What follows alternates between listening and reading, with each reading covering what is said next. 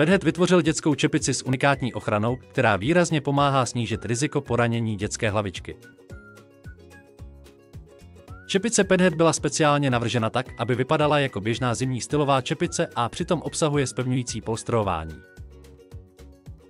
Tohle speciální polstrování, které skoro nic neváží, je navrženo tak, aby se přizpůsobilo tvaru hlavy a přitom nijak nezavazilo při běžném používání nebo hraní si na hřišti.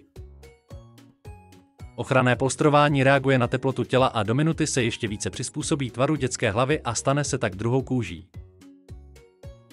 Pedhead chrání ty nejdůležitější části dětské hlavičky. Naše čepice Pedhead opravdu funguje a může chránit vaše dítě před pády na hrboly a další každodenní karamboly.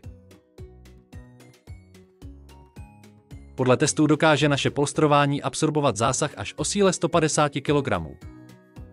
Dle pozorování se zjistilo, že dítě, které se cítí bezpečně, mnohem lépe objevuje svět kolem sebe a rychleji se učí novým dovednostem. Pedhead je více než čepice a pomáhá chránit tisíce dětí po celém světě každý den.